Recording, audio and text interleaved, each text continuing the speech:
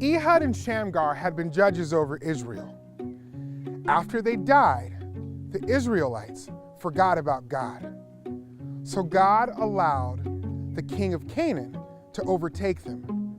The commander of the king's army was named Sisera. Sisera was cruel to the Israelites for 20 years.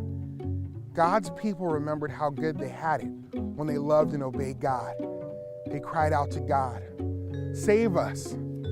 Deborah was the judge over Israel at this time. One day, Deborah called for Barak and said, "God wants you to gather 10,000 men. Lead them to Mount Tabor. God will help you defeat Sisera there." Barak said to Deborah, "I will go if you will come with me. If you won't come, I'm not going." "I'll go," Deborah said, "but you will receive no honor for the battle." So Deborah, Barak, and 10,000 men went to Mount Tabor.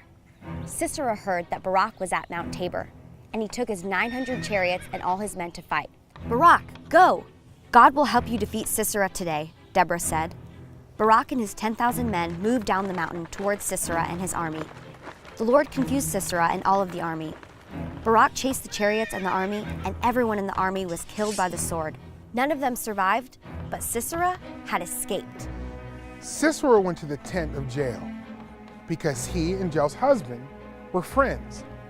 Jael said, "Come in. Don't be afraid." Jael gave Sisera something to drink and covered him with a rug. Sisera was so exhausted that he fell into a deep sleep. Jael knew that Sisera was an evil man, an enemy of God. She took a tent peg and a hammer, and she killed him while he slept. Barak arrived, looking for Sisera. Jael greeted him and said, "I will show you the man you were looking for." Barak went into her tent and saw Sisera lying dead with a tent peg through his head. That day, God allowed the Israelites to defeat the Canaanites. The Israelites had won the battle. Deborah and Barak sang a victory song. They praised God for helping them beat the Canaanites. The land was peaceful for 40 more years. God does what is for His glory and our good.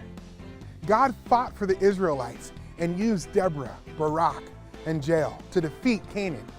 In a similar way, God uses people and events to not only save us from our enemies, but to bring about our ultimate good, salvation, through His Son, Jesus Christ.